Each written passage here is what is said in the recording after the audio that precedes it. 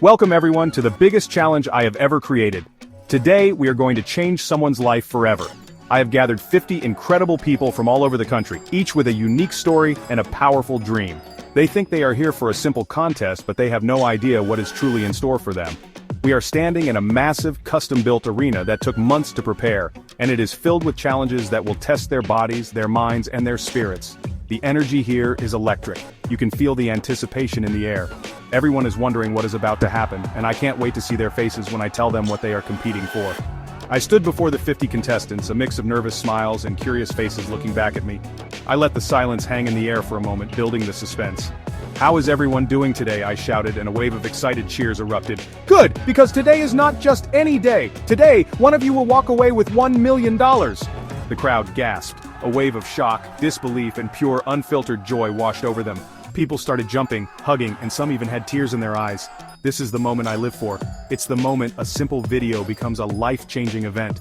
The dream was now real, a tangible goal right in front of them. The selection process was intense. We received over 100,000 applications, and my team and I spent weeks reading through every single one. We weren't just looking for athletes or geniuses. We were looking for people with heart. We chose a teacher hoping to build a new library for her school, a young father wanting to secure his family's future, an artist trying to fund her first big project, and a student trying to pay off his college debt. Each of the 50 people standing here has a reason to win that goes far beyond just the money. They represent hope, hard work, and the courage to chase a dream, no matter how big it seems. Now, as they looked at each other, they were no longer just strangers, they were competitors. You could see the shift in their eyes. The friendly chatter turned into quiet, focused determination. They were sizing each other up, wondering who had the strength, the speed, or the endurance to make it to the end. The journey ahead would be the hardest thing many of them have ever done. It would push them to their absolute limits. But for a chance at $1 million, they were all ready to give it everything they had. The ultimate money game challenge had officially begun, and the air was buzzing with the promise of an unforgettable competition. Alright, listen up everyone. Before we start the first challenge, let's go over the rules. This isn't just about being the strongest or the fastest, this is a test of survival. We have designed 6 incredibly difficult challenges. After each of the first 5 challenges, a group of contestants will be eliminated. We will keep cutting down the number of players until only a handful remain for the final, most brutal challenge of them all. The rules are simple and absolute. If you fail a challenge, you are out of the game. There are no second chances and no do-overs. It's all or nothing from this point forward. The grand prize is, of course, $1 million. I showed them the briefcase packed with neat stacks of cash, and their eyes widened. But I wanted to make sure they understood that this was about more than just the money. "This is a test of your will," I explained. "It's about pushing past the voice in your head that tells you to quit. It's about finding a strength you never knew you had. Each challenge is designed to target a different skill set. We have tests of agility, speed, endurance, and raw power. You will need to be a true all-around competitor to survive and make it to the very end." The nervousness among the contestants was palpable. They were whispering to each other, a mix of fear and excitement in their voices. A young woman named Sarah, a nurse, told me she had been training for months, but she was still worried about the unknown. A former college athlete named Mike looked confident, but even he admitted that the pressure was immense. The stakes were higher than anything they had ever experienced. They were not just competing against 49 other people, they were competing against their own limitations, their own doubts, and their own fears. Every single person here wanted that prize, and they were starting to realize how hard they would have to fight for it. I gave them one final piece of advice before we began. "Look around you," I said, gesturing to the other contestants. "These are your rivals. But for now, you are all in this together. Support each other, but never forget that only one person can win." The atmosphere was charged with a unique blend of camaraderie and competition. They knew that the person standing next to them could be their biggest ally one moment and their direct opponent the next. The stage was set, the rules were clear. The first challenge was about to begin, and the journey to $1 million was underway. The tension was so thick you could cut it with a knife. Our first challenge was designed to test agility and explosive power. It was the high jump. The bar was set at a height of exactly 5 feet. It might not sound like much, but for the average person, clearing a 5-foot bar is a serious athletic feat. The contestants lined up, their faces a mixture of confidence and anxiety. Some of them were tall and looked like they could clear it with ease, while others were shorter and had a look of deep concern. The rule was simple. You get 2 attempts to clear the bar. If you fail on both attempts, you are immediately eliminated from the competition. The pressure was on from the very first moment. The first few contestants stepped up. A tall, lanky man named David cleared it effortlessly, letting out a roar of triumph. His success seemed to inspire the others. But then, the first failure happened. A woman named Jessica, a librarian, sprinted towards the bar, but hesitated at the last second, crashing into it. On her second attempt, the same thing happened. The fear of failure was holding her back. With tears in her eyes, she was the first to be eliminated. The reality of the game hit everyone hard. This was real. One small mistake and your dream of winning $1 million was over in an instant. The eliminations started to pile up. A bodybuilder surprisingly couldn't get the technique right and failed both of his jumps. A young student, full of energy, clipped the bar with his heel on his final try. With each person who was sent home, the tension grew for those still waiting in line. The crowd of 50 was shrinking fast. The successful jumpers celebrated wildly, a wave of relief washing over them. They had survived the first cut. But their celebration was short-lived, as they knew that this was just the beginning. The challenges were only going to get harder from here. After everyone had their turn, the final count was in. Exactly 10 contestants had been eliminated. The original group of 50 was now down to 40. The remaining players looked around, a new sense of respect and rivalry in their eyes. They had all passed the first test. They had all proven they had the explosive power to compete. But as they looked towards the next station, a massive running track, they knew their relief was temporary. The first challenge was over, but the game was far from finished. The next test would require a completely different skill, pure, unrelenting speed. With 40 contestants remaining, we moved to the second challenge, the 1,000-meter run. This wasn't just a race against each other, it was a race against time itself. To stay in the game, they had to complete the 1-kilometer distance in under 5 minutes and 45 seconds. This time is tough for a casual runner and requires a serious, sustained effort. The contestants gathered at the starting line of the massive running track, their breathing already a little heavy with anticipation. They were split into 2 groups of 20 to avoid overcrowding on the track, which only added to the suspense for the second group. The starting pistol fired and the first group of 20 surged forward. From the very beginning you could see the different strategies. Some sprinted out of the gate, trying to build a big lead, while others paced themselves, conserving energy for a strong finish. Mike, the former college athlete, took an early lead, his form looking smooth and powerful. Sarah, the nurse, maintained a steady, determined pace in the middle of the pack. As they completed the first lap, you could see the strain on their faces. The initial burst of adrenaline was wearing off, and the true test of endurance was beginning. As the runners approached the final stretch, the giant clock loomed over them, its red numbers ticking down mercilessly. 5:30, 5:31, 5:32. The crowd of eliminated contestants and our crew were shouting, cheering them on. A few runners who had started too fast were now fading, their legs heavy with lactic acid. One contestant collapsed just meters from the finish line, completely exhausted. Another pushed through the pain, crossing the line with just 2 seconds to spare before falling to his knees. In that first group, 6 people failed to beat the clock. Their journey for the $1 million was over. The second group of 20 learned from the first. They seemed more controlled, more aware of their pacing, but the pressure was just as intense. Knowing that 6 people had already been eliminated made them push even harder. In the end, 4 more contestants from the second group couldn't make it in time. In total, another 10 people were cut from the competition. We were now down to 30.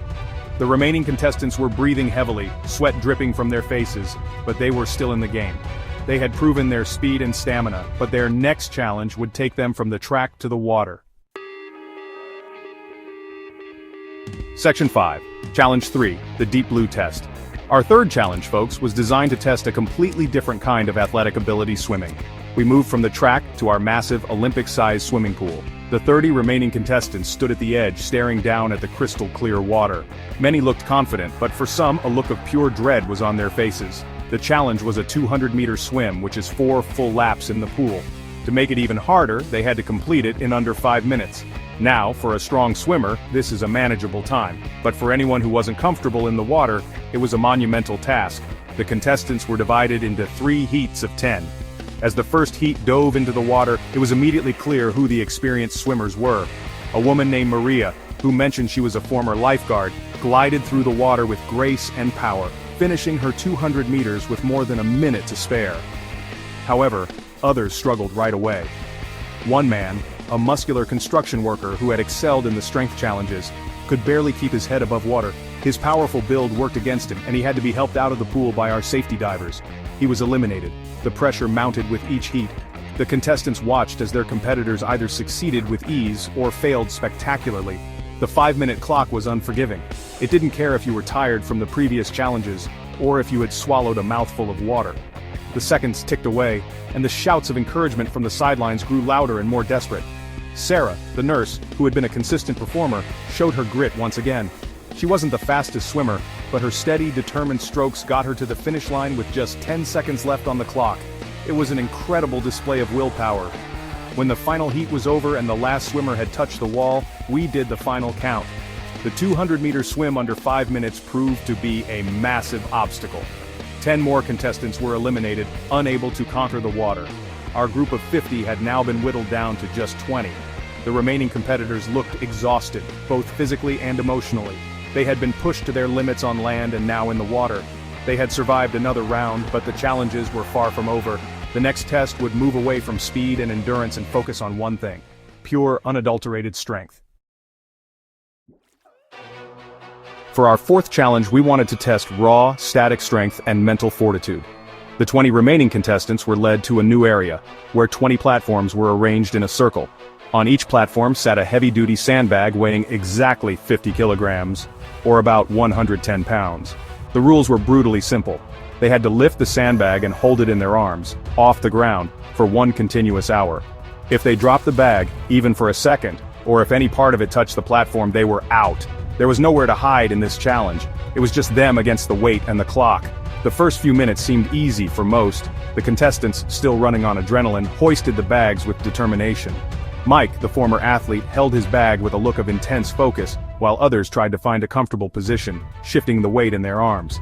But as the 10-minute mark passed, the strain began to show. Arms started to tremble. Faces were contorted in a grimace of pain. The sheer dead weight of the sandbag began its relentless work, pulling them down. The mental game was just as important as the physical one.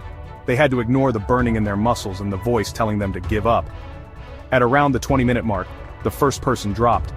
A young chef, whose arms were shaking violently, couldn't hold on any longer. The sandbag crashed to the platform with a loud thud, and his dream of $1 million was over. His failure sent a ripple of fear through the remaining contestants. Soon after, another person gave in, then another. The hour-long timer on the giant screen felt like it was moving in slow motion. Each minute felt like an eternity. The contestants were groaning, sweating, and some were even crying, but they held on, their eyes locked on the prize. As we entered the final 10 minutes, the scene was one of pure agony and incredible willpower. 7 people had already dropped out. We needed 3 more to be eliminated to narrow the field to 10. With just 2 minutes left, a woman's grip finally failed her. Then, with less than 30 seconds to go, 2 contestants dropped their bags at almost the exact same moment, unable to endure the pain for even 1 more second. The horn blared, signaling the end of the hour. 10 people had survived. They dropped their bags, their arms screaming in relief.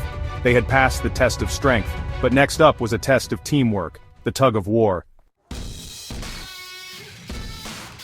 We were now down to our final 10 contestants. They had proven their agility, speed, endurance, and strength.